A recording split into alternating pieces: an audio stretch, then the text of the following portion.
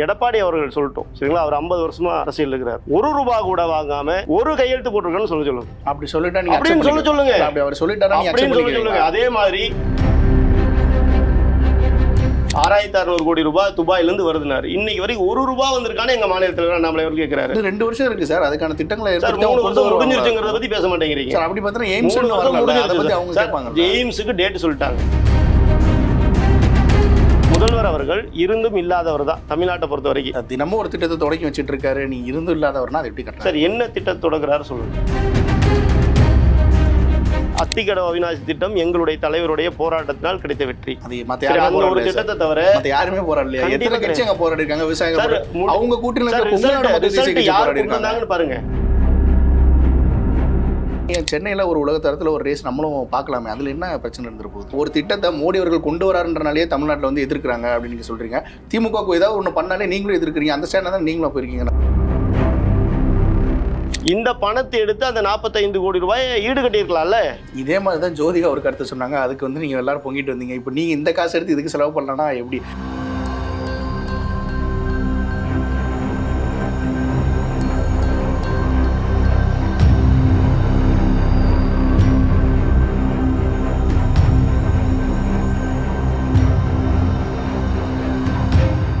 ஒரு வாஸ்துப்படியான வீடு பணத்தை தருவதா அப்படிங்கிறது ஊர்ஜிதமா சொல்ல முடியல. ஆனா பணக்காரங்க எல்லாம் வாஸ்துப்படியான வீட்டுல இருக்காங்கன்னு வேணா சொல்லலாம். இந்த மாதிரி ஆன்மீகம் மற்றும் ஜோதிடம் சார்ந்த இன்னும் பல வீடியோக்கள் பார்க்கணுமா? மறக்காம திருவருள் டிவிக்கு சப்ஸ்கிரைப் பண்ணுங்க. திருவருள் டிவியுடைய சேனல் லிங்க் இந்த வீடியோடைய டிஸ்கிரிப்ஷன்ல இருக்கு.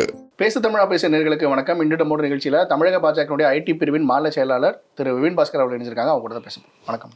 வணக்கம் பிரதர்.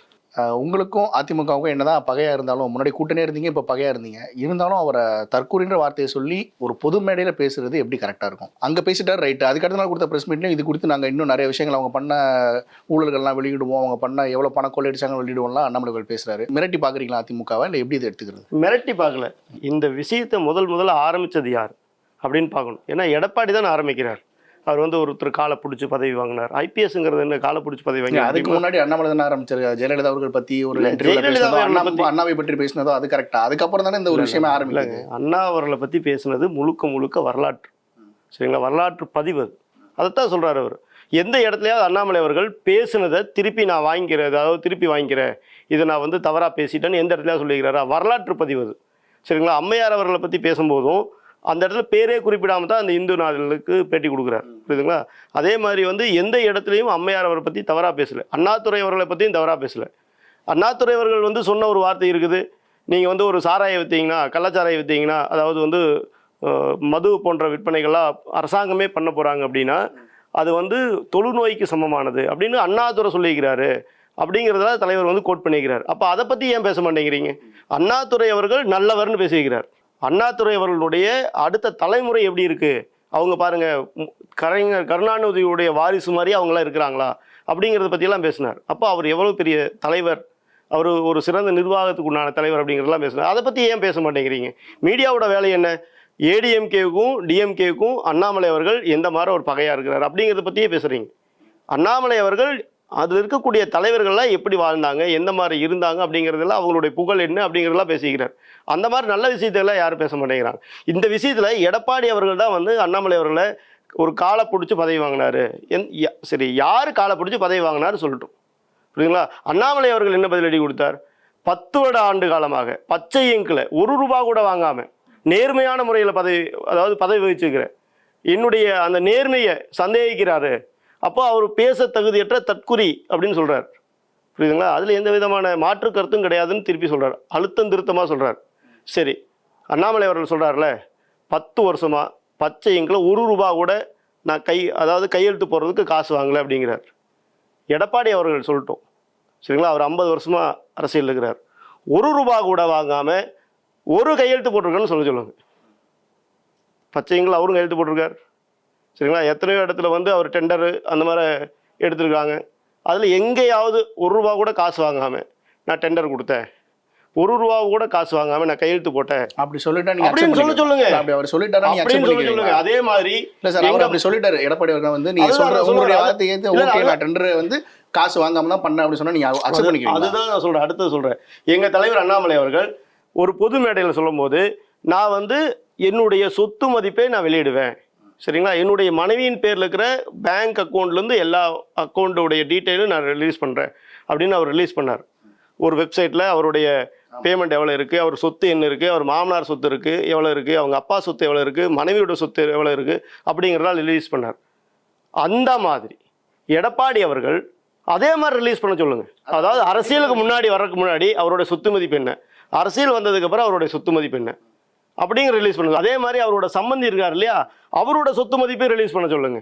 அவர் வந்து ஜார்க்கண்டில் எவ்வளோ குவாரி எடுத்திருக்காரு, சுரங்கம் எவ்வளோ வச்சிருக்கிறாரு, அதே மாதிரி ஒடிசாவில் எவ்வளோ சுரங்கம் எடுத்திருக்காரு, அந்த டெண்டரில் எவ்வளோ பணம் சம்பாதிச்சாரு, அதுக்கு எவ்வளோ பணம் கொடுத்தாரு அப்படிங்கிறத ரிலீஸ் பண்ண சொல்லுங்க. நாங்கள் ஒத்துக்கிறோம். இல்ல இதெல்லாம் பண்ண சொல்லுங்க. நீங்க சொன்ன மாதிரி நாங்களும் ஒத்துக்கிறோம். இந்த விஷயம்லாம் வந்து கூட்டணியில் இருக்கும்போது உங்களுக்கு தெரியலையா? இப்பதான் தெரியுது. அப்போ பாஜகவுக்கு வந்து உங்களுக்கும் அந்த ஒரு ஊழல் பட்டியலாம் ரிலீஸ் பண்ண டிஎம்கே சைடு, அப்போ ஏடிஎம்கே பக்கம் இவ்வளவு இருக்குன்னு உங்களுக்கு தெரிஞ்சும் நீங்க ரிலீஸ் பண்ணாம இருந்திருக்கீங்க. அப்போ உங்களுக்கும் அந்த பதவின்றது தலைவர் மிக தெளிவா சொன்னாரு. ஏடிஎம்கே ஃபைல்ஸ் ரிலீஸ் பண்ணிட்டு நிருபர்கள் கேட்ட கேள்விக்கு ஏடிஎம்கே மேலேயும் ஊழல் வழக்குகள் இருக்குது, அப்படி இருக்கிற பட்சத்தில் நாங்கள் அதையும் ரிலீஸ் பண்ணுவோம், ஊழலுக்கு எங்களுக்கு வந்து எந்த விதமான சமரசம் கிடையாது, நாங்கள் ரிலீஸ் பண்ணுவோம் கூட்டணியில் இருக்கும்போது தான் சொன்னார். கூட்டணி விட்டு வெளியில் வரும்போது சொல்ல, கூட்டணியில் இருக்கும்போது தான் சொன்னார். புரியுதுங்களா? அதனால வந்து எங்களுக்கு ஊழல் தான் எதிரி. அது எந்த கட்சி செய்தாலும் அதை நாங்கள் தைரியமாக ரிலீஸ் பண்ணுவோம். தலைவர் அண்ணாமலை அவர்களுடைய கருத்து தற்குறிங்கிறது எந்த விதமான மாற்று கருத்தும் கிடையாது. ஏன்னா எடப்பாடி அவர்கள் வந்து ஒருத்தரை பற்றி பேசுகிறார் அப்படின்னா அதுக்கு உண்மைத்தன்மை இருக்கா? எங்கள் தலைவர் எல்லா இடத்துலையும் சொல்கிறார், அவர் ஒரு ஆதாரத்தோடு பேசுவார். சரிங்களா, எவிடன்ஸ் இல்லாமல் பேசவே மாட்டார், தரவுகள் இல்லாமல் பேசியிருக்காரு ஏதாவது ஒரு இடத்துல. அந்த மாதிரி சரிங்களா, அந்த மாதிரி யார் காலை பிடிச்சி ஒரு பதவி வாங்கினார் அப்படிங்கிறத சொல்லுங்க. அதுதானே வேணும். நீங்கள் சொன்னீங்களா, ஒரு மைக்கை பார்த்தா அவர் வந்து மைக்கு பைத்தியம் பிடிச்சிருது, மைக்கை பார்த்தா பேச ஆரம்பிச்சிடுறார். மைக்கை பார்த்தா பேசாமல் என்ன பண்ணுவாங்க? நிருபர்கள் கேள்வி கேட்குறாங்க, கேள்வி கேட்டால் பதில் சொல்லாமல் என்ன பண்ணுவாங்க? புரியுதுங்களா? அப்போது இது வந்து ஒரு மரியாதை நிமித்தமாக செய்யக்கூடியது. மைக்கை பார்த்தா அவர் இன்றைக்கும் நிறுவனில் பார்த்தோன்னே பார்த்தீங்கன்னா, நானா நல்லா இருக்கிறீங்களா, சாப்பிட்டீங்களானே அப்படின்னு ஒரு மரியாதை நிமித்தமாக ஒரு அன்போடு கேட்குறார். இன்றைக்கி அப்படிப்பட்ட தலைவர்கள் யார் இருக்கிறா தமிழ்நாட்டில்? எடப்பாடி என்பிடி பேசுகிறார். இன்றைக்கி பார்த்தீங்கன்னா எடப்பாடி அவர்கள் அந்த பேட்டி கொடுக்கும்போது கூட ஒருத்தர் குறுக்க போகிறார், ஏப்பா குறுக்க போகாதப்பா அப்படிங்கிறார். சரிங்களா, அவர் கட்சியில் இருக்கக்கூடியவரே அவரை மதிக்கலை. 2வது நாள் பேட்டி, ஒரு காக்கா கூட அவர் மதிக்கலை. புரியுதுங்களா? ஒரு மனிதர் மதிக்கலை, அவர் கட்சியில் இருக்கக்கூடிய மனிதர் மதிக்கலை. 2வது 5 அறிவில் இருக்கக்கூடிய காக்கா கூட மதிக்கலை அவரை. அப்போ அவரை தற்குறின்னு சொல்லாமல் என்ன சொல்லுவீங்க? புரியுதுங்களா? அதனால தற்குறின்னு தான் சொல்லணும். எங்கள் தலைவர் அதில் 100% நான் சொன்ன கருத்திலிருந்து பின்வாங்க போவதில்லைங்கிறார். அதே மேடையில் பேசக்கூடிய அண்ணாமலை அவர்கள் என்ன சொல்றாரு, அடுத்த தேர்தல் வரும்போது 4ஆம் இடத்துல கூட அதிமுக இருக்காது அப்படின்றாரு. இது எப்படி சாத்தியமாகும்? திமுக அதிமுக தான் தமிழ்நாட்டில் இருக்கக்கூடிய பிரதான கட்சியாக இருக்கும்போது 4வது இடத்துக்கு கூட வரமாட்டாங்க அப்படின்றது எப்படி சரி? சார், இந்த எலெக்ஷன்லேயே 4வது இடத்துல கன்னியாகுமரி இல்லை, நிறைய இடங்கள்ல 3வது இடம் இல்லை. பாஜக சென்னை முழுவதும் 2வது இடம். அதனால் தலைவர் சொன்னதில் 100% உண்மை இருக்குங்க. அது கரையக்கூடிய கட்சியாக மாறிட்டு இருக்குது. அம்மையா ஜெயலலிதா அவர்கள் இருக்கும் போதும் புரட்சி தலைவர் இருக்கிற கட்சியும் இப்போ இருக்கக்கூடிய இந்த கிணத்து தவளையாக இருக்கக்கூடிய எடப்பாடியார் தலைமையில் இருக்கக்கூடிய இந்த கட்சியையும் ஒப்பிடக்கூடாது. புரியுங்களா? இவர் என்ன ஒரு முடிவு எடுக்கிறார்? இன்றைக்கி தமிழ்நாட்டில் எவ்வளோ பிரச்சனை இருக்குது சொல்லுங்கள். எடப்பாடியார் ஆட்சியில் இருக்கும்போது இதே டாஸ்மார்க் பிரச்சனை இருந்தது, எதிர்கட்சிகள் எவ்வளோ போராட்டம் பண்ணாங்க. இன்றைக்கி அதே பிரச்சனை இன்னைக்கு தீர்ந்து போச்சா? ஏன் இவர் பண்ண மாட்டேங்கிறார்? திமுகவும் அதிமுகவும் பங்காளிகள், அதனால் பண்ண மாட்டேங்கிறார். இவருக்கு நிறைய நெருக்கடி இருக்குது, கொடநாடு பிரச்சனை இருக்குது, அது மாதிரி நிறைய நெருக்கடிகள் இருக்குது. அதனால் இவர் வந்து பம்மி இருக்கிறார். இன்னைக்கு கிணத்து தவளை போல் ஒரு இடத்துல உட்காந்து அண்ணாமலைன்னு அவர் இருப்பை காட்டிக்கிறதுக்காக அண்ணாமலைங்க அவர் பேரை பயன்படுத்தினா தான் எல்லாம். எப்படி டிஎம்கே வந்து அண்ணாமலையை தாக்கி பேசினா தான் இருக்கிற இடம் தெரியும்னு நினச்சாங்களோ, அதே மாதிரி இன்றைக்கி எதிர்க்கட்சி தலைவராக இருக்கக்கூடிய இந்த கிணத்து தவளையாரும் அதைத்தான் பண்ணுறார். இல்லை, இப்போது பாஜக நீங்கள் ஒவ்வொரு டைமும் சொல்கிறீங்க நாகரிகமான அரசியல் பண்ணணும்னு அண்ணாமலை அவர்களும் சொல்கிறாரு. நாகரிகமான அரசியலுக்கு எடுத்துக்காட்டால் நீங்களும் நானே வெளியிட்டுள்ளாக்கும் உங்களுடைய கட்சினை அழைச்சாங்க, நீங்களும் போயிட்டு வந்தீங்க, எல்லாம் ஓகே. ஆனால் ஒவ்வொரு டைமும் இப்போ அண்ணாமலை அவர்கள் பேசுனதுக்கு அப்புறமே நீங்கள் இந்த இன்டர்வியூ கூட நிறைய டைம் சொல்லிட்டீங்க, உங்கள் ஐடி விங்க சேர்ந்தவங்க தொடர்ந்து அவரை தவழ்ந்தபாடியான்னு சொல்கிறதோ, இந்த மாதிரி ஒவ்வொரு உருவ கேலி பண்ணுறதோ, இதெல்லாம் வந்து நாகரிக அரசியலில் வராதே சார். சார் சார் நீங்கள் யோசிச்சு பாருங்கள், இருக்கிற உண்மையை பேசுகிறோம். நாங்கள் பொய் பேசணும்னா சொல்லுங்கள். தவழ்ந்து போய் பதவி வாங்கினார், உண்மையா இல்லையா? வீடியோ இருக்குது. சரிங்களா? தவழ்ந்து போய் அந்த அம்மா காலை பிடிச்சி பதவி வாங்கினார், இது உண்மை. சரி, அதைத்தான் நாங்கள் பண்ணுறோம். தவழ்ந்தபாடியார் தவழ்ந்து போய் பதவி வாங்கினார் சொல்கிறோம். உருவ பொம்மை எரிக்கிறாங்க அவங்க, எங்களுடைய அண்ணாமலை அவர்களுடைய உருவ பொம்மை எரிக்கிறாங்க. நாகரிகமான அரசியல் பாஜக பண்ணுதான்னு நீங்கள் கேட்குறீங்க. நாங்கள் எந்த இடத்துலையாவது இந்த கிணத்து தவளையாரையோ இல்லை தவழ்ந்த பாடியாரோடைய உருவப்பொம்மை எரிச்சிருக்கிறோமா? எங்கள் தலைவர் அவர்கள் நாகரிகமான அரசியலுக்கு வாங்க எங்கள்கிட்ட சொல்லியிருக்கார். நீங்கள் அவங்க பண்ணால் கூட நீங்கள் பண்ணாதீங்கிறார். அதனால பேசாமல் நீங்கள் பண்ணிட்டே இருக்கீங்க. பண்ணல. உருவப்பொம்மை எரிச்சிருக்கிறோமா? எரிக்கிறதுங்கிறது வந்து ஒரு மனிதரை எரிக்கிறதுக்கு சமம். சரிங்களா? அது வந்து அண்ணாமலை அப்படிங்கிற அந்த போட்டோ போட்டு எரிக்கிறாங்க. அப்ப அதை எப்படி எடுத்துக்குவீங்க? அதையா போலீஸ் போய் தடுக்கிறாங்க? புரியுதுங்களா? அப்ப நாங்க வந்து எதிர்கட்சி தலைவர் அவரு, நீங்க தொடர்ந்து எதிர்கட்சி தலைவர்னா சரி, எதிர்கட்சி தலைவர்னா என்ன அர்த்தம்? எங்க தலைவருடைய உருவ பொம்மை எரிச்சுட்டா நாங்க பேசாம இருந்துக்குவோமா? நாங்க எந்த இடத்துல எரிச்சிருக்கோமா? தலைவர் சொல்றாரு வேண்டாங்கிறாரு, அதனால நினைக்கிறோம்.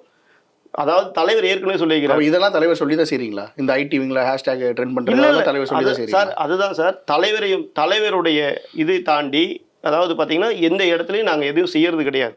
அவங்க ஒரு பதிலடி கொடுத்தாங்கன்னா அதை விட 2 மடங்கு பதிலடி ஐடிவிங்களோட இருக்கும்.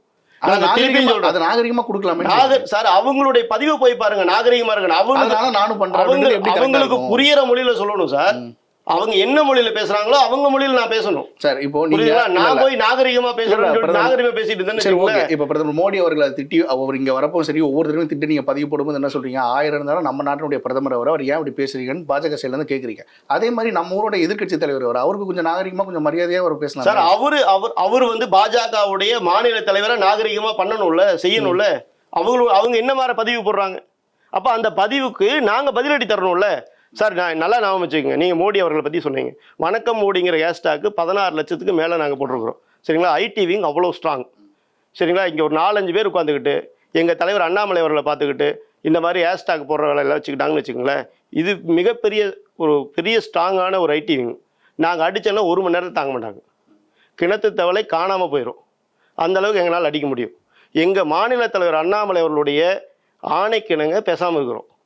சரிங்களா? அவர் இன்னும் அடிச்சாங்கன்னு வச்சுக்கோங்களேன், நாங்கள் பொறுத்துட்டு இருக்க மாட்டோம். நாங்கள் கண்டிப்பாக அடிப்போம். திருப்பி அடித்தோன்னா கிணத்து தவளை 1 மணி நேரம் கூட தாங்காது. இல்லை, இப்போ ஜெயக்குமார் அவர்களோ இல்லை எடப்பாடி அவர்களோ அண்ணாமலை அவர்கள் பேசுறான்றக்காக அண்ணாமலை அவர்கள் மேடையில் எப்படி பேசிட்டாரு. இதுக்கடுத்து திருப்பி ஜெயக்குமார் அவர்கள் ஒரு பிரஸ்மெண்ட் கொடுக்குறாரு. அண்ணாமலை வந்து ஒரு விட்டில் பூச்சி மாதிரி 7 நாள் தான் அதனுடைய வந்து உயிர் இருக்கும். ஸோ வந்து இவங்கலாம் ஒரு கட்டத்துக்கு மேலே காணாமல் போயிடுவாங்க. திராவிட கட்சின்றது ஒரு ஆலமரம் மாதிரி, இதை வந்து சிதைக்கவே முடியாது அந்த மாதிரி அவரும் சொல்றாரு. ஐடிவியில் என்ன பண்றீங்க? அவங்க வந்து உங்களை திட்டுறாங்க, பதிலுக்கு நீங்க வந்து திட்டிகிட்டே இருக்கீங்க. இது ஒரு முடிவு இல்லாமல் இப்படியே போயிட்டே தான் இருக்குமா சார்? நாகரிகமான அரசியலுக்கு வாங்கங்கிறாரு எங்கள் தலைவர். அதாவது என்ன சொல்றாரு? பிரச்சனைகளை டிபேட் பண்ணுவோம் வாங்கங்கிறார். அங்கே இருக்கிற எவனுக்காவது மூளை இருக்கா சார்? மூளை இருந்தால் ஒத்துக்குவானுங்க. புரியுதுங்களா? அதாவது விட்டில் பூச்சி அப்படிங்கிறாங்க. சரிங்களா? 7 நாள் உயிரோடுக்குங்கிறார். நான் சொல்கிறேன், ஜெயக்குமார் அவர்கள் வந்து ஈசல் மாதிரி 1 நாள் கூட தங்க மாட்டார். புரியுதுங்களா? அவர் என்ன பண்ணுவார்? அவர் ஒரு 70 வருஷமாக நான் அரசியல் இருக்கிறேன், அப்படி இருக்கக்கூடிய தலைவர்களாக இருக்கிறோம், ஏடிஎம்கேல இருக்கிறோங்கிறாங்க.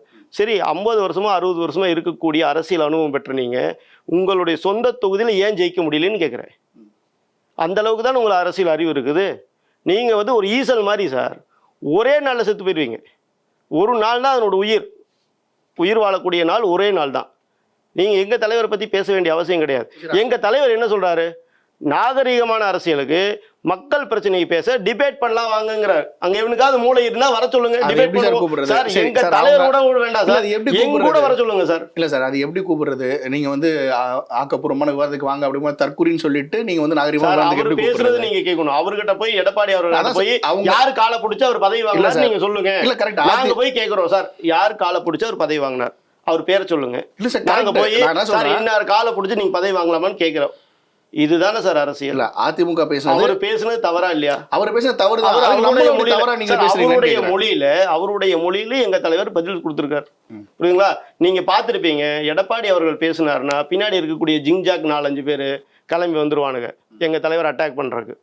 சரிங்களா? ஆடும்பாங்க, அப்புறம் வந்து இந்த மாதிரி விட்டில் பூச்சிம்பாங்க. புரியுதுங்களா? நிறைய பேர் வருவாங்க. ஒரு 6-7 தலைவர்கள் ஒன்னா வந்து நின்றுக்கிட்டு ஜிங்ஜாக் அடிக்கிற மாதிரி, எடப்பாடி ஜிங்ஜாக் அடிக்கிற மாதிரி அடிப்பாங்க. எங்கள் தலைவர் மட்டுமே அவருக்கு பதில் கொடுக்குறார். ஏன்னா எங்களை வந்து நீங்கள் பேசாதீங்க, நான் பார்த்துக்கிறேங்கிறார். இந்த அளவுக்கு அரசியல் நாகரிகத்தோடு இருக்கக்கூடிய ஒரு தலைவர் யார் இருக்கிறாங்க சொல்லுங்கள். இதே வேலை எடப்பாடியார் அவர்கள் டிஎம்கேக்கு பார்த்து பண்ணியிருந்தாங்கன்னா இன்றைக்கி டிஎம்கே எங்கள் தலைவர் மாதிரி அரசியல் நாகரிகத்தோடு தான் பதில் சொல்லியிருப்பாங்களான்னு சொல்லுங்கள். சரி சார், இப்போ அந்த பேச்சு முடிஞ்சு வந்தோடனே தமிழிசை அவர்கள் பிரஸ் மீட் கொடுத்துருக்காங்க. இந்த மாதிரி தலைவர்களுக்கு நாகரிகமாக பேசணும், நாகரிகமாக பண்ணணும், அவர்கள் பிரஸ் மீட் கொடுக்குறாங்க. அதுக்கு மீண்டும் பாஜக ஆதரவாளர்கள் சிலர் வந்து தமிழிசை அவர்களுக்கு எதிராக பதிவு போடுறாங்க. தினேஷ் ரெட்டி அவர்கள் என்ன பதிவு பண்ணுறாரு, இந்த மாதிரி நம்ம கட்சிக்குள்ளேயே இருந்துட்டு சிலர் வந்து இந்த மாதிரி விஷயங்கள் பண்ணுறது தவறான செயல் அப்படின்றார். ஒரு கம்யூனிகேஷன் இல்லாமல் இருக்கும் பாரதிய ஜனதா கட்சி இப்போ. அப்படியெல்லாம் இல்லை சார், கட்டுக்கோப்பாக இருக்குது சார். அதனால தான் வந்து இங்கே எல்லாத்துக்குமே சுதந்திரம் இருக்குது, புரியுதுங்களா? அம்மையார் அக்கா வந்து நாகரிகமாக பதில் பேசணும் அப்படின்னு இருக்கிறாங்க. எங்கள் தலைவர் நாகரிகமாக தான் சொல்லியிருக்காரு. அவர் அந்த ஸ்டேஜில் கூட என்ன சொன்னார் அப்படின்னா, நீங்கள் மைக் எடுத்துக்கொண்டு போய் தமிழிசை அக்காட்ட ஏடிஎம்கே கூட கூட்டணி வைப்பீங்களா அப்படின்னு நீங்கள் கேட்குறீங்க. எங்களுடைய 2ஆம் கட்ட தலைவர்கிட்ட போய் இந்த கேள்வி கேட்குறீங்க. நீங்கள் யாருக்கிட்டையும் இனிமேல் கேட்காதீங்க, அதுக்குண்டான பதில் நானே தரேன்னு அந்த ஸ்டேஜில் சொல்லியிருக்கிறார். இனிமேல் எந்த காலத்திலும் இந்த திராவிட கட்சிகளோட கூட்டணி கிடையாது அப்படிங்கிறது அங்கேயே ஒரு முற்றுப்புள்ளி வச்சிட்டார். எங்கள் தலைவரை தாண்டி வேறு என்ன சார் இருக்குது? முற்றுப்புள்ளி அங்கேயே வச்சிட்டார், புரியுதுங்களா? நாகரிகமான அரசியல் பேசணும் அப்படின்னு சொன்னது எடப்பாடிக்காக கூட இருக்கலாம். தமிழிசைக்கா எடப்பாடி பார்த்து சொல்லியிருக்கலாம், நீங்கள் நாகரிகமாக பேசினா எங்கள் தலைவர் நாகரிகமாக பதில் சொல்லுவார்னு சொல்லியிருக்கலாம். அதனால் வந்து தலைவர் அதுக்கு ஒரு முற்றுப்புள்ளி வச்சிட்டார். இனிமேல் கூட்டணி கிடையாது. அதே மேடையில் பேசின விஜயதரணி அவர்கள் வந்து, நான் வந்து கட்சிக்கு சேர்ந்து 6 மாதம் ஆகுது, இன்னும் எனக்கு வந்து எந்த பதவியும் வந்து கொடுக்கல, பதவி கொடுத்தா இன்னும் நல்லா ஒர்க் பண்ணுவேன் இல்லையா, மக்கள் அதான் எதிர்பார்க்குறாங்க அப்படின்லாம் கேட்குறாங்க. அதில் என்ன ஒரு சிக்கல் இருக்குது பதவி கொடுக்குறதுல ஒருத்தருக்கு? பதவி கண்டிப்பாக கிடைக்கும் சார். ஏன்னா எங்களுடைய தலைமை வந்து எப்பவுமே வந்து ஒரு புதுசாக கட்சியில் சேர்ந்தாங்க அப்படின்னா உடனடியாக பதவி கிடைக்காது. பாஜகவுடைய இது வந்து அவங்களும் ஒரு 2 ஆண்டு கால விட்டுட்டு வந்திருக்காங்க. புரியுது, அதுக்கு நம்ம அதுதான் அதனால் ஏற்கனவே இருந்த குஷ்பு அவர்களுக்கும் இதே தான்.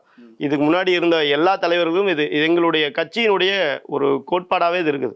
யார் வெளி கட்சியிலிருந்து வந்தாலும் சிறிது காலத்துக்கு அப்புறம் தான் அவங்களுக்கு ஒரு பவர்ஃபுல்லான போஸ்ட் கிடைக்கும். கண்டிப்பாக கிடைக்காமலாம் இருக்காது. கண்டிப்பாக அவங்க என்ன மாதிரி வேலை செய்கிறாங்களோ அதுக்குண்டான பதவி கண்டிப்பாக தேடி வரும். அதில் எந்த விதமான மாற்று கருத்தும் கிடையாது. சார், தமிழிசைக்காக கவர்னர் ஆக்கணும் சார். ஒரு பெண்ணுக்கு எவ்வளோ பெரிய மரியாதை கொடுத்தோம், அதை தான் சொல்கிறேன். எவ்வளோ பெரிய மரியாதை கொடுத்துக்கிறோம், வேற எந்த கட்சியில் பண்ண முடியும் சொல்லுங்கள்? அதனால் விஜயதாரணி அவர்கள் அவங்களுடைய கருத்தை சொல்லியிருக்கிறாங்க. அதுக்கு அவங்களே விளக்கத்தையும் கொடுத்துருக்காங்க. இந்த பெண்களை மதிக்கிற இந்த கட்சி மாதிரி வேற எந்த கட்சியும் இல்லைன்னு சொல்லியிருக்கிறாங்க. கேள்வியும் நானே பதிலும் நானே அவங்களே கொடுத்துருக்காங்க. ஓகே, இப்போ லண்டன் பயணம் போயிருக்காரு அண்ணாமலை அவர்கள். அதே நாளில் அமெரிக்கா பயணம் முதலீடு இருக்கிறதுக்காக முதல்வர் போயிருக்காரு. அதில் என்ன சிக்கல் இருக்குது? முதலீடு இருக்க தானே போகிறாரு, அதையும் ஒரு விமர்சனமாக நம்ம ஏன் வைக்கணும் சார்? ஏற்கனவே 3 முறை வந்து வெளிநாடு போயிட்டார். இது வரைக்கும் வெள்ளை பேப்பர் கூட வரலைங்க.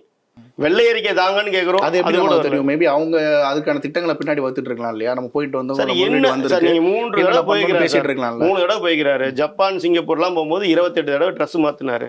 6600 கோடி ரூபாய் துபாயில இருந்து வருதுனாரு. இன்னைக்கு வரைக்கும் 1 ரூபாய் வந்திருக்கானு எங்க மாநிலத்தில் நம்மள அவர் கேட்கிறாரு. 2 வருஷம் இருக்கு சார், அதுக்கான திட்டங்களை 3 வருஷம் முடிஞ்சிருச்சுங்கிறத பத்தி பேச மாட்டேங்கிறீங்க. அப்படி பார்த்தா எய்ம்ஸுக்கு டேட் சொல்லிட்டாங்க என்னைக்கு வருதுங்கிறது. சரிங்களா? திரும்பி எய்ம்ஸுக்கு என்ன பிரச்சனை? ஒரே ஒரு மரத்தை அந்த இடத்துல இருந்து அப்ரூவ் படுத்துறதுக்கு மாசு கட்டுப்பாட்டு வாரியம் எவ்வளவு நாள் எடுத்துக்கிட்டாங்க அப்ரூவ் கொடுக்கறதுக்கு? தமிழ்நாடு மாசு கட்டுப்பாட்டு வாரியம், புரியுதுங்களா? அது எவ்வளவு நாள் எடுத்துக்கிட்டாங்கிறது அறிக்கையா கொடுத்துட்டாங்க. இப்போ அது 6600 கோடி ரூபாய் துபாயில இருந்து இந்தியாவுக்கு நீங்க எவ்வளவு கொண்டு வந்தீங்கன்னு எங்க மாநிலத்தில் நம்மளே கேட்கிறார். வெள்ளை அறிக்கை கொடுங்கிறார். நீங்க கொண்டு வந்து உண்மை தானே, கொடுக்க வேண்டியதானே? எவ்வளவு வெள்ளை அறிக்கை, எவ்வளவு எடுத்துட்டு வந்துருக்கிறோம், எவ்வளவு பேருக்கு வேலை வாய்ப்பு வந்திருக்குது, எங்க அது அமைஞ்சிருக்கு காட்டுங்க சார். கிணறு வெட்டின பில்லு இருக்கு, கிணறு எங்கேன்னு கேட்குறேன் நான். 6600 கோடி ரூபாய் எடுத்து வந்தாங்கிறீங்க. அது எந்த இடத்துல அமைச்சிருக்கிறீங்க? எவ்வளோ பேருக்கு வேலை வாய்ப்பு கொடுத்துருக்கீங்க? அதை சொல்லுங்கள். இப்போ நீங்கள் அமெரிக்கா போகிறீங்க. சரி, அவர் இன்னைக்கு நேற்று போகும்போது கூட பேட்டி கொடுத்துட்டு போனார். அங்கேருந்து வரக்கூடிய அழைப்புகள்லாம் பார்த்தா எனக்கு இந்த 15 நாளே பத்தாது அப்படிங்கிற. அங்கேயே இருந்துக்குங்கிற. தமிழ்நாடாவது சுபிக்ஷமாக இருக்கும் சார். இப்போ பாருங்கள், இப்போது ஒரு தலைவர் அமெரிக்கா போயிட்டார், சரிங்களா? எங்களுடைய மாநில தலைவர் அண்ணாமலை அவர் லண்டன் போயிட்டார். இப்போது இவர் முதல்வர் அவர்கள் இருந்தும் இல்லாதவர் தான் தமிழ்நாட்டை பொறுத்த வரைக்கும். இருந்தா கூட தினமும் ஒரு திட்டத்தை தொடங்கி வச்சுட்டு இருக்காரு. நீ இருந்தும் இல்லாதவர்னா அது எப்படி கரெக்ட் சார்? என்ன திட்டத்தை தொடங்குறாரு சொல்லுங்க? அத்திக்கடவு அவிநாசி திட்டம் எங்களுடைய தலைவருடைய போராட்டத்தினால் கிடைத்த வெற்றி. அது ஒரு திட்டத்தை தவிர யாருமே போராடலையா? எத்தனை கட்சி அங்க போராடி இருக்காங்க? விவசாயிகள் அவங்க கூட்டணி பாருங்க, ரிசல்ட் யார் கொண்டு வந்தா? எங்கள் தலைவர் தான் வந்து 20ஆம் தேதியிலிருந்து தொடர் உண்ணாவிரத போராட்டம் இருப்போம்னு சொன்னதுக்கு அப்புறம் முத்துசாமி அவர்கள் 6 மாசமாவது மினிமம் ஆகும் அப்படின்னு சொன்னவர் எப்படி 10 நாள்ல திறந்து வச்சாரு? பதில் சொல்லுங்க. எப்படி உடனே முதல்வர் டேட் கொடுத்தாரு? எப்படி இன்னைக்கு ஒரு போஸ்ட் போட்டிருக்காரு டிஆர்பி ராஜா. இந்த இடத்துல வந்து அத்திக்கடவு அவிநாசி திட்டத்தின் மூலமாக ஒரு குளத்துல தண்ணி விழுகிற மாதிரி ஒரு போஸ்டர் போட்டிருக்காரு, பார்த்துருப்பீங்க ட்விட்டர்ல. இன்னைக்கு அது எப்படி நடந்ததுன்னு கேட்குறேன். 6 மாதம் ஆகிறது, இன்னைக்கு எப்படி 10 நாளில் நடந்ததுன்னு கேட்குறேன். சார் அதுக்கு முழு முதல் காரணம் எங்கள் மாநிலத்தில் அண்ணாமலை அவர்கள் தானே, புரியுதுங்களா? இப்போது நீங்கள் யோசிச்சு பாருங்கள், எங்கள் தலைவர் லண்டன் போயிட்டார், இன்னைக்கு அவர் முதல்வர் அமெரிக்கா போயிருக்கார், இருந்தும் இல்லாதவர் தான். அதனால் தமிழ்நாட்டை பொறுத்த வரைக்கும் எந்த விதமான மாற்றமும் நடக்க போகிறது கிடையாது. ஆனால் எங்கள் தலைவர் அண்ணாமலை அவர்கள் இல்லைன்னா இன்னைக்கு தமிழ்நாட்டில் ஒரு வெற்றிடம் இருக்கா இல்லையான்னு மட்டும் பாருங்கள். 100 நாள் நீங்கள் எப்படி ஜெயலலிதா அம்மையார் இறந்ததுக்கப்புறம் ஒரு வெற்றிடம் வந்ததோ, எப்படி கலைஞர் அவர்கள் இறந்ததுக்கப்புறம் ஒரு வெற்றிடம் வந்ததோ, எங்கள் தலைவர் லண்டன் போனதுக்கப்புறம் இந்த 100 நாள் தமிழ்நாட்டில் ஒரு வெற்றிடம் இருக்குதா இல்லையான்னு உணர்வீங்க. எங்களுக்கு எந்த கண்டென்ட்டும் கிடைக்காதுன்றீங்களா? கண்டிப்பாக சார். சார் 100 நாள் சார், நீங்கள் ஒரு நாளில் ஒரு 10 பேட்டி இருக்குன்னு வச்சுங்களேன், 9 பேட்டி எங்களுடைய மாநிலத்தில் அண்ணாமலை அவர்களுடைய பேட்டியாக தான் இருக்குது. சரிங்களா? ஒரு 10 பேர் பேசுகிறாங்கன்னு வச்சுக்கோங்களேன், அதில் 9 பேர் பேசுறது எங்கள் மாநிலத்தில் அண்ணாமலை அவர்கள் பற்றி தான் இருக்குது. இப்போ அதுதான் பொதுமக்கள் ஆகட்டும். இல்லை அந்த விஷயம் தானே. இது சிங்கை ராமச்சந்திரன் ப்ரெஸ் மீட் கொடுக்கும்போது கோயம்புத்தூரில் சொல்கிறாரு, இந்த மாதிரி ஹிந்திலே சொல்கிறாரு, நான் இங்கே பேசுறது அமித்ஷாவுக்கு கேட்கட்டும், மைக்கை பார்த்தா டக்கு டக்குன்னு அவர் பேச ஆரம்பிச்சிடறாரு, பெரியவங்களுக்கு மரியாதை கொடுக்க மாட்டார் அண்ணாமலை அப்படின்ற குற்றச்சாட்டுலாம் முன் வச்சிருக்காரு. சார் மூளை இல்லாத செங்கை ராமச்சந்திரன் சார், அவர் ஃபர்ஸ்ட் எடுத்தோன்னே என்ன பேசுகிறார், மத்திய அரசாங்கம் தான் எம்ஜிஆருக்கு காயினை ரிலீஸ் பண்ணுறாங்க அப்படிங்கிறாங்க. மாநில அரசாங்கம் கேட்டால் மட்டுமே மத்திய அரசாங்கம் அதை பிரிண்ட் பண்ணி கொடுக்கும் கூடிய அந்த அறிவு கூட இல்லாத செங்கை ராமச்சந்திரன் பேசுறதெல்லாம் பெருசாக எடுத்துக்கலாமா சார்? நீங்கள் அவர் பேசுகிறத பார்த்துருப்பீங்க. ரிலீஸ் பண்ணதே மத்திய அரசாங்கம் தான், அவங்க தான் எம்ஜிஆருடைய புகழை வெளி உலகத்துக்கு காமிக்கிறதுக்காக ரிலீஸ் பண்ணுறாங்க. உங்கள் மாநில அரசாங்கம் கேட்காம மத்திய அரசாங்கம் எப்படி காயின் அடிச்சு கொடுக்கும்? இந்த அறிவோட அடிப்படை அறிவோட இல்லாத சிங்கை ராமச்சந்திரனை பற்றி ஏன் பேசணும்? அதனால தான் முன்னே சொன்னேன், மூளையே இல்லாத ஏடிஎம்கே காரனுங்க. சென்னையில் இதுக்கு முன்னாடி உலகத்தரத்தில் செஸ் ஒலிம்பியாட் நம்ம பார்த்துருப்போம், நிறைய விஷயங்கள்லாம் பண்ணாங்க திமுக ஆட்சிக்கு வந்ததுக்கப்புறம். இப்போ உதயநிதி அவர்கள் முன்னெடுத்து நடத்தக்கூடிய இந்த கார் ரேஸ், அதுக்கு நீங்கள் அந்த ரேஸ் நடத்துறதுக்கு தொடர்ந்து பாஜக எதிர்ப்பு தெரிவிச்சுட்டே இருக்கீங்க. ஏன் சென்னையில் ஒரு உலகத்தரத்தில் ஒரு ரேஸ் நம்மளும் பார்க்கலாமே, அதில் என்ன பிரச்சனை இருந்துட்டு போகுது? சார் நம்ம வரக்கூடிய ரோடு முதல்ல நல்லா இருக்கா? நம்மளால் 40 கிலோமீட்டர் வேகத்தில் வர முடியுதா? அதுதான் கேள்வி. கோபாலபுரத்துடைய ரோடும் அப்ப அதை கேட்கலாம்ல, நம்ம ரேஸ் நடத்தக்கூடாது அப்படின்னு. ஆமா சார், நீங்க சொல்றீங்க மோடி ஒரு திட்டத்தை மோடி அவர்கள் கொண்டு வராருன்றனாலே தமிழ்நாட்டில் எதிர்க்கிறாங்க அப்படின்னு நீங்க சொல்றீங்க. திமுக ஏதாவது ஒண்ணு பண்ணாலே நீங்களும் எதிர்க்கிறீங்க, அந்த ஸ்டாண்ட் தான் நீங்களும் போயிருக்கீங்க. சார் நான் ஒண்ணு கேட்கறேன் சார், கார் ரேஸ் நடத்துறீங்க, இதுல எவ்வளவு தமிழர்கள் பங்கு கொண்டிருக்காங்க சொல்லுங்க சார்? வேர்ல்டு எவ்வளவு தமிழர்கள் பங்கு எடுத்திருக்காங்க? நீங்க நாங்க பண்ணா கேக்குறீங்கல்ல. நிதியமைச்சர் அவர்கள் ஐபிஎல் டீம்ல எத்தனை தமிழர்கள் இருக்காங்க? சீமான் நிதியமைச்சர் அவர்கள் அந்த அந்த இது பட்ஜெட் இதுல அல்வா கிண்டுற போது இங்க எந்த தாழ்த்தப்பட்டவரும் இல்லைன்னு ஒரு ட்வீட் வருது. உடனே இங்க இருந்து எல்லாரும் கிளம்பி போனாங்களே. நான் கேட்கிறேன், இவ்வளவு பெரிய கார் பந்தயம் சர்வதேச அளவில் நடக்கக்கூடிய ஒரு கார், தமிழர்ல எத்தனை பேர் சார் கலந்துருக்காங்க? நீங்க ஒரே ஒரு விதம் சார், எங்க தலைவர் அண்ணாமலை அவர் சொல்ற அந்த கருத்துக்காக சொல்றேன் நான், அந்த பள்ளிக்கூடம் படிக்கக்கூடிய குழந்தைகளுக்கு பாட புத்தகத்துடைய விலையை ஏற்றிவிட்டார்கள். அதனுடைய எவ்வளவு சார் உயர்வு? 45 கோடி ரூபாய் லாஸ், புரியுதுங்களா? அதுக்காக நாங்கள் விலை ஏற்றிட்டோங்கிறாங்க. இந்த 42 கோடி ரூபாய் செலவு பண்ணி இந்த கார் ரேஸ் 2 நாள் நடக்குது, புரியுதுங்களா? இந்த கார் ரேஸும் தேவையா? இந்த பணத்தை எடுத்து அந்த 45 கோடி ரூபாயை ஈடு கட்டியிருக்கலாம்ல சார். ஒரு தலைமுறை வளருமா வளராதா சார்? இதே மாதிரி தான் ஜோதிகா ஒரு கருத்து சொன்னாங்க, அதுக்கு நீங்க எல்லாரும் பொங்கிட்டு வந்தீங்க. இப்போ நீங்க இந்த காசு எடுத்து இதுக்கு செலவு பண்ணலன்னா எப்படி? ஜோதிகா தமிழ்நாட்டில் நடத்துறாங்கன்னா உலகமே பார்க்க போகுது. தமிழ்நாட்டில் ஓகே, சென்னைன்ற ஒரு இடத்துல இந்த மாதிரி ஒரு ரேஸ் ஒன்று நடக்குதுப்பான்னு பார்க்க போறாங்க. இதுல என்ன இருக்கு? இது ஒரு சின்ன விஷயத்தை போய் இதுக்குள்ள பெருசாக சின்ன விஷயம் கிடையாது சார். அடுத்த தலைமுறைக்கு உண்டான காசு அது, சரிங்களா? ஒரு அரசாங்கம் நடத்துது, ஒரு தனி மனிதர் நடத்தினாங்கன்னா கேள்வி கேட்க போறது கிடையாது. இது என்னுடைய பணம் சார், என்னுடைய பணத்தை எடுத்துக்கிட்டு 42 கோடி ரூபாயில ஒரு கார் ரேஸ் நடத்துறாங்க. இது ஏழை குழந்தைகள் படிக்கக்கூடிய அந்த பள்ளிக்கூடத்துக்கு கொடுத்தோம்னா அவங்களுக்கு அந்த விலையேற்றம் தவிர்க்கப்படும்ல. ஏற்கனவே நீங்க சொத்து வரி உயர்த்திட்டீங்க, மின் கட்டணம் உயர்த்திட்டீங்க, பால் கட்டணம் உயர்த்தியாச்சு, வெண்ணெயில திருடியாச்சு, சரிங்களா? இப்படி எல்லா வேலையும் பண்ணிட்டீங்க. இந்த குழந்தைகளை மட்டும்தான் விட்டு வச்சிருந்தீங்க, இப்ப அதுலயும் கை வச்சிட்டீங்கல்ல சார். இப்போ இந்த கார் ரேஸ் தேவையான்னு கேட்குறேன் நான் சார். இங்கே சாப்பாட்டுக்கே வழி இல்லை சார். அப்படி இருக்கும்போது இந்த கார் ரேஸ் தேவையா? 42 கோடி ரூபாய் செலவு பண்ணுறது, 45 ஒன்று 3 கோடி போட்டு அந்த விலையேற்றத்தை தவிர்த்திருக்கலாம்ல. நீங்கள் ஜோதிகா அம்மையாரை பற்றி பேசுனீங்க. ஜோதிகா அம்மையார் ஒரு புராதன சின்னத்தை ஒரு அவமானகரமாக பேசினாங்க, புரியுதுங்களா? அதுக்கு உண்டான பதிலடி கிடைச்சது. அது உலகத்தரம் வாய்ந்த ஒரு புராதன சின்னம், ராஜராஜ சோழ கட்டினது, 1000 ஆண்டுகள் பாரம்பரியம் சின்னம், சரிங்களா? எங்களுடைய சிவன் இருக்கக்கூடிய இடம் அது, தென்னாட்டுடைய சிவனை போற்றிங்கிற அந்த ஒரு அற்புதமான தலம் அது, சரிங்களா. அந்த இடத்த போய் பார்த்துட்டு அதில் இருக்கக்கூடிய அந்த அழகை ரசிக்காமல் இது கட்டின நேரம் ஒரு ஹாஸ்பிட்டலில் கட்டியிருக்காங்க அப்படின்னு சொன்னாங்க. அப்போ அவங்க செய்யலாம்ல, அதைத்தான் நாங்கள் கேட்குறோம். எங்களுடைய முப்பாட்டன் ஒரு வேலை செஞ்சாங்கன்னா அதை எதிர்க்கிறாங்கல்ல, அதுதான் எதிர்க்கிறோம். இப்போ நீங்கள் யோசிச்சு பாருங்கள், அது ஒரு புராதன சின்னம், அதனால் நாங்கள் அந்த அம்மையார் பேசுனது எதிர்த்தோம். இந்த விளையாட்டு என்ன புராதனத்தை இங்கே ஒன்று கொடுக்க போகுது, என்ன வரலாற்றை சொல்லி கொடுக்க போகுது?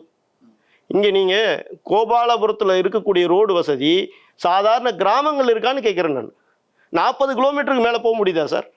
இப்போ நான் வர்ற வழியில் எவ்வளோ குண்டும் குழியும் மேடும் பள்ளமாக இருக்குது. மழை வந்தால் அதுக்கப்புறம் அது அவ்வளோதான் சார். வேளச்சேரியில் மழை வந்ததுன்னா போட்டில் தான் போகணும், எங்கே தார் ரோட்டில் போக முடியுது? இப்படி இருக்குது சென்னை, இல்லைங்களா? அந்த சூழ்நிலையில் இந்த விளையாட்டு தேவையான்னு கேட்குறோம். Okay sir. இப்போ நடிகர் விஜய் அவர்கள் வந்து கட்சி ஆரம்பித்தார். இப்போ கடந்த வாரத்தில் அவருடைய கொடியை லான்ச் பண்ணியிருக்காரு. கொடி பார்த்தீங்களா? ஃபஸ்ட்டு உங்களுடைய இம்ப்ரெஷன் அது எப்படி இருந்தது அந்த கொடி பார்த்துட்டு? சார் வாழ்த்துக்கிறோம் சார். எங்கள் தலைவர் அண்ணாமலை அவர்கள் அதான் சொல்லியிருக்கிறார். அதாவது இங்கே வந்து 2 கட்சிகள் தான் மாறி மாறி ஆட்சியில் இருக்கிறாங்க. அதனால் நிறையா கட்சிகள், நிறையா இளைஞர்கள் அரசியலுக்கு வரணும். அது மாதிரி விஜய் அவர்களுக்கு வரணும்னு வாழ்த்துக்கிறார். அவர் கொடியை அறிமுகப்படுத்தினார். உண்மையாலுமே பாராட்டணும், வாழ்த்துக்கள். ஏன்னா இங்கே இருக்கக்கூடிய கட்சிகள் வந்து அவரை வந்து ஒரு மாநாடு நடத்துகிற கூட இடம் கொடுக்காத அளவுக்கு சூழ்நிலை உண்டாக்கி வச்சுருக்காங்க. அந்த அளவுக்கு இன்றைக்கி அரசியல் நாகரிகம் மட்டும் கிடக்குது. அதனால் எங்கள் தலைவர் அண்ணாமலை அவர்கள் முழு சப்போர்ட் பண்ணுறார். வாங்க, நீங்களும் அரசியலுக்கு வாங்க, அப்போ தான் மக்கள்கிட்ட ஒரு தெளிவு கிடைக்கும். அப்போ தான் ஒரு யாருக்கு ஓட்டு போடலாங்க அப்படிங்கிற ஒரு எண்ணம் கிடைக்கும். டிபேட் நடத்தலாம் ஈஸியாக. நான் வந்தால் இது பண்ணுவேன் அப்படின்னு எங்கள் தலைவர் சொல்லலாம். விஜய் அவர்கள் வந்தார்னா நான் இது பண்ணுவேன்னு சொல்லலாம். ஒரு அரசியல் டிபேட்டுக்கு உண்டான இடமா மாறுது தமிழகம். 2 கட்சியிலிருந்து ஒரு 6-7 கட்சியாக மாறி ஒரு அரசியல் நாகரிகம், ஒரு அரசியல் இருக்கக்கூடிய இடமா தமிழ்நாடு மாறுது. அது பல கட்சிகள் இருக்கிறது ஓட்டு பிரிஞ்சு அது திமுகவுக்கு ஒரு சாதகமாக மாறிடாதா? அப்படி பார்க்க முடியாதுல்ல சார். இப்போ நீங்கள் நிறையா இருந்தால் தானே சார் உங்களுக்கு யாரை வேணும்னு தேர்ந்தெடுக்கலாம். நீங்கள் திமுகவுக்கு எகெயின்ஸ்டாக இன்றைக்கி தமிழ்நாட்டில் பார்த்தீங்கன்னா குறைஞ்சது 80% ஓட்டுகள் இருக்குது. திமுக என்னைக்காவது பிரிஞ்சு பிரிஞ்சு போயிட்டா திமுக என்னைக்காவது தனித்து நின்றுருக்காங்களா? இல்லவே இல்லையில. தனித்து நின்னா அவங்களோட ஓட்டு சதவீதம் 15-20 தான் இருக்கும். அதுவே அதிகம் இல்லை. கரெக்டாக தான் நீங்கள் சொல்கிறது. அவங்க அந்த ஒரு கூட்டணியை அவங்க மெயின்டைன் பண்ணிட்டே இருக்காங்க. புதுசாக அவங்க கமல் முதற்கொண்டு அவங்க வச்சுட்டு இருக்காங்க கூட்டணியாக. ஸோ இப்போ அவங்ககிட்ட 40 இருந்தாலும் இங்கே 60 பிரிஞ்சு இருக்கும்போது அந்த 40 தானே வின் பண்ணோம். ஸோ அப்படி ஸ்பிளிட் ஆயிடாது. இல்லை, வர 2026 எலெக்ஷன் இது எல்லாத்தையும் மாற்றக்கூடிய ஒரு காரணி அமைய போகுது. திமுகவுக்கு சம்பட்டி அடி உள்ள போகுது. அதுதான் நடக்க போகுது. ஆனால் இப்போ வரைக்கும் 40 அவங்க தான் சார் ஜெயிச்சுட்டு இருக்காங்க சார். அது வந்து ஓட்டுக்கு காசு கொடுத்து ஜெயிச்சாங்க. அடுத்த எலெக்ஷன் 26ல் அது நடக்காது.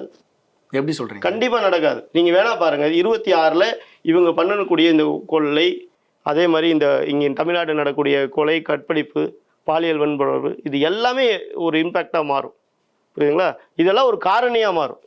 உங்களுக்கு லோக்கலில் வந்து நம்மளை ஆளக்கூடிய எம்எல்ஏ யாருன்னு தேர்ந்தெடுக்கும் போது இதையெல்லாம் யோசிப்பாங்க மக்கள். மத்திய அரசாங்கத்தை பற்றி இங்கே யாருக்கும் இந்த மக்களுக்கு எந்த விதமான புரிதலும் கிடையாது.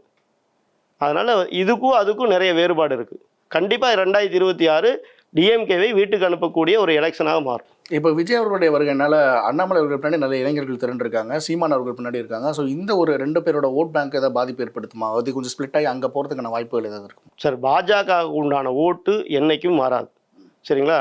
தலைவர் அண்ணாமலை அவர்கள் ஒரு நடிகரா சார்? ஆனால் அவர் பின்னாடி இன்றைக்கி லட்சக்கணக்கான இளைஞர் நிற்கிறாங்க அப்படின்னா அவர் வச்சிருக்கக்கூடிய அந்த கொள்கையும் அவர் வச்சிருக்கக்கூடிய அந்த நம்பிக்கையின் அடிப்படையில் தான் இருக்கிறாங்க. சரிங்களா? இவர் ஒரு சிறந்த தலைவர், இவர் வந்தால் தான் தமிழ்நாட்டை மாற்றுவார்னு நினைக்கிறாங்க.